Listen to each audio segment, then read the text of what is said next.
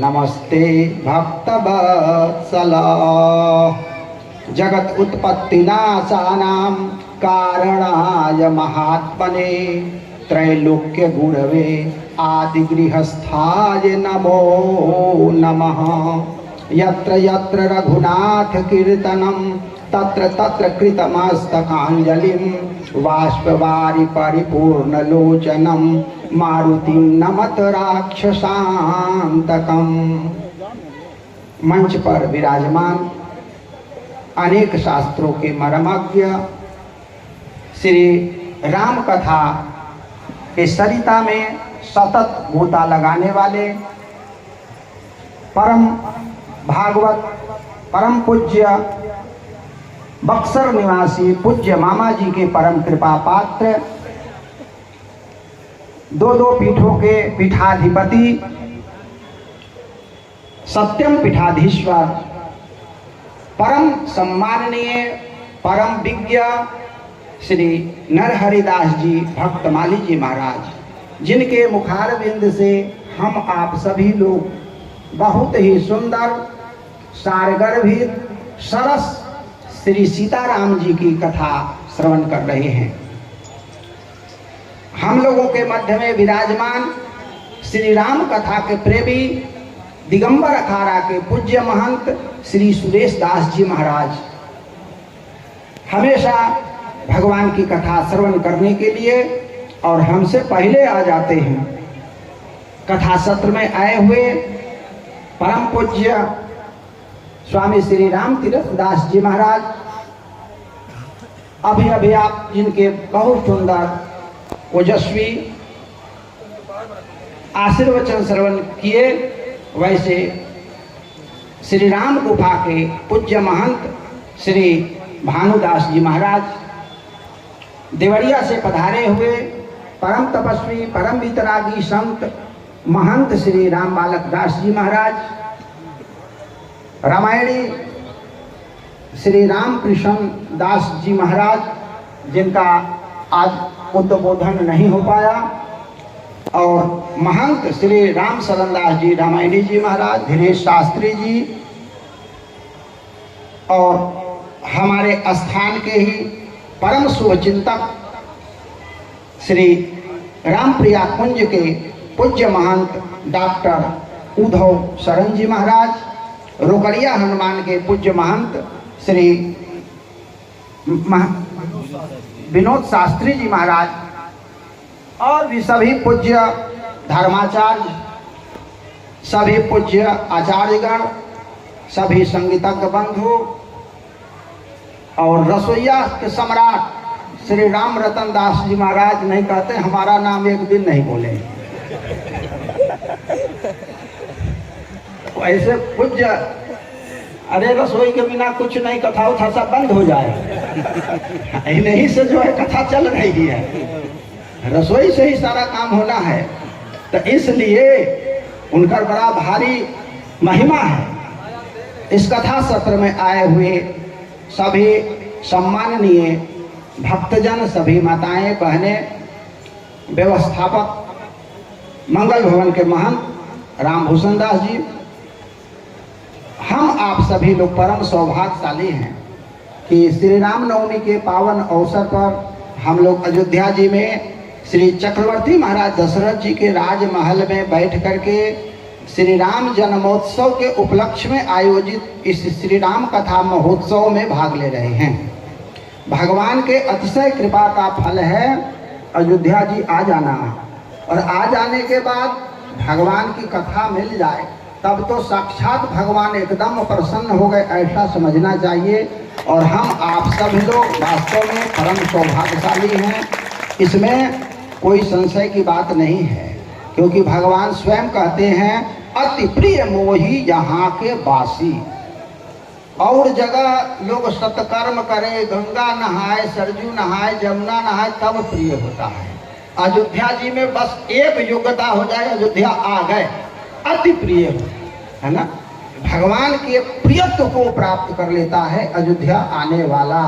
इसलिए हम सभी लोग अयोध्या जी आते हैं कि हम लोग और कुछ भले योग्यता ना हो, अयोग्य से अयोग्य केव न हो, लेकिन यदि भगवान के धाम में आ गए हैं तो भगवान करुणा करके अपना बना लेंगे, और जो भगवान के अपने बन जाते हैं फिर भगवान उनका कभी त्याग नहीं करते। भगवान तो कह रहे हैं कि शक्रदेव प्रपन्नाय तवास्मीति च याचते अभयम सर्वभूतेभ्यो ददाम एतद् व्रतम मम।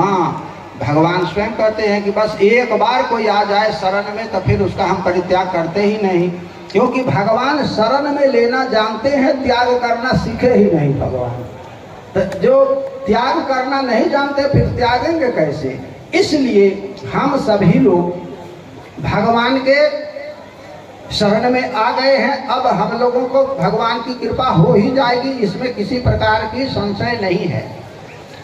आप लोग प्रसंग में श्रवण किए कि विश्वामित्र जी महाराज भगवान श्री राम को लेने के लिए आए, तो विश्वामित्र जी महाराज ने विचार किया कि सीधे राजमहल में चले जाएं, पता नहीं मिले कि न मिले।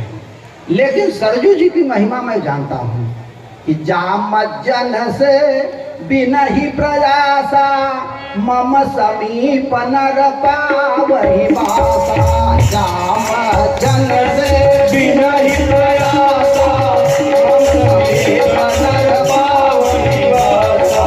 जाम जन से बिना ही प्रयासा मम समीप नर पावहि वासा।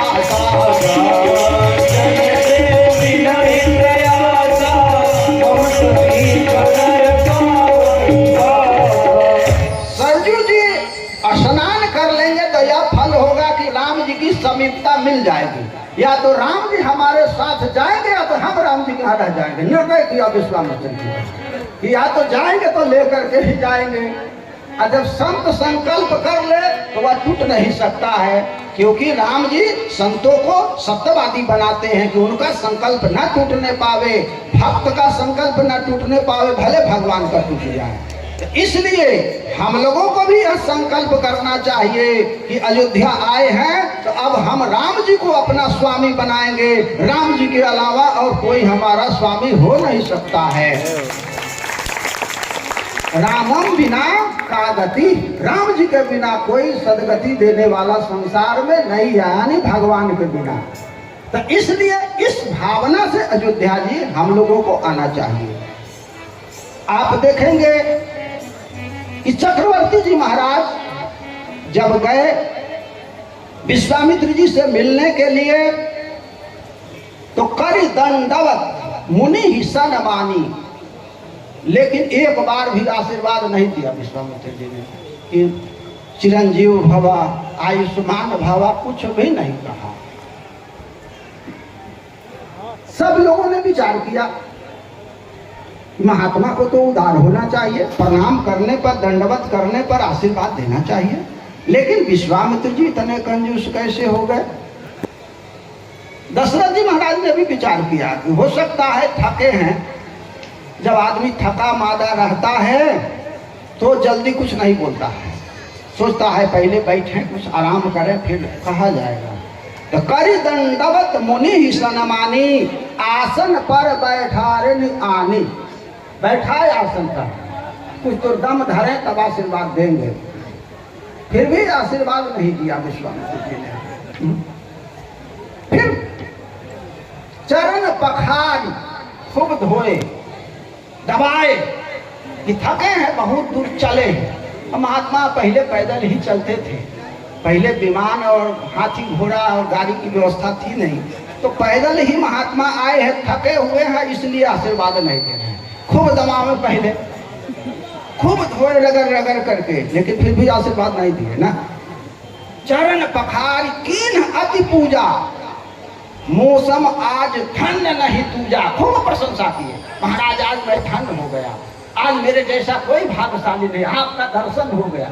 सोचे कि कहीं इसके बाद इतना कहे पर, प्रशंसा करे पर आदमी खुश हो जाता है। तो के जाने कहीं नहीं जाए हो आपकी कल्याण हो, कुछ नहीं है ना। एक ऋषि थे, विश्वामित्र जी से पूछे महाराज आशीर्वाद देना नहीं जानते हैं? अरे इतना बढ़िया सेवा राजमहल में महाराज कर रहे हैं, अपने आसन पर बैठाए, इतना बढ़िया भोजन करवाए आपको, फिर भी आप आशीर्वाद नहीं दे रहे हैं। विश्वामित्र जी ने कहा आशीर्वाद देना जानते हैं लेकिन दे नहीं रहे हैं जानबूझकर। कहा क्यों? क्योंकि हम आशीर्वाद जिसको दे देते हैं वह निडर हो जाता है, और वही जल्दी ऐसा चीज मांगेंगे कि डरेगा नहीं तो देगा नहीं, इसलिए डर बना रहे, इसलिए मैं आशीर्वाद नहीं दे रहा हूँ।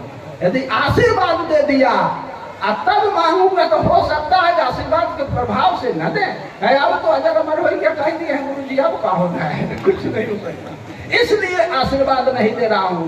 पहले अपना काम हो जाएगा, बाद में आशीर्वाद देंगे। और लेकिन वही विश्वामित्र जी महाराज जब जनकपुर में गए, एक ही बार में जनक जी को आशीर्वाद दे दिया, है ना। जो ही कीन प्रणाम चरण धरि माथा, दीन आशीष मुदित मुनि नाथा, खूब प्रसन्न होकर आशीर्वाद दिया। वहां आशीर्वाद में कोई कमी नहीं की। लोगों ने कहा कि गजब कर दिया, यहाँ न खियाए न पियाए, कुछ नहीं आए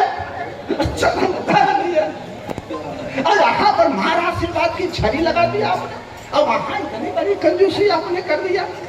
विश्वामित्र जी ने कहा इसका कारण है, ये जब जनक जी आए ना हमारा प्रणाम करने के लिए प्रसन्न होकर आए, है ना, मुदित, देखिए भूल रहा, मुदित माने मन से आए हैं जनक जी महाराज, इसलिए हाँ।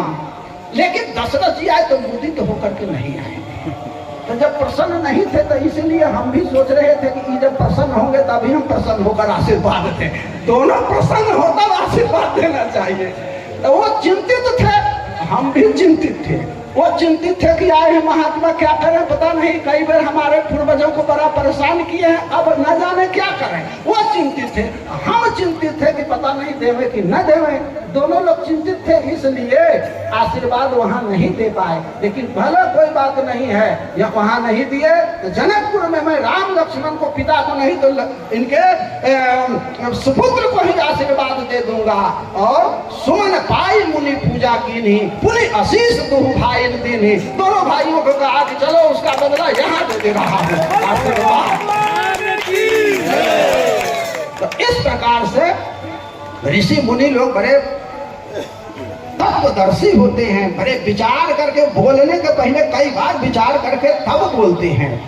तो हम लोगों को भी ये कथा यही सिखाती है कि बहुत विचार करके ही कोई काम करना चाहिए, बिना विचारे करने पर कभी कभी परेशानी में हम लोग आ जाते हैं। दशरथ जी महाराज यदि एकाएक नहीं कह दिए होते कि जो कहिए वो देंगे, तब कम से कम बचने का उपाय होता है। महारानी कैकेयी को भी वरदान में यही बंध गए, जबकि एक बार उनको समझ लेना चाहिए था। इसके बाद भी उन्होंने ध्यान नहीं किया, कहा कि ठीक राम की सौगंध जो कहो वही दे देंगे।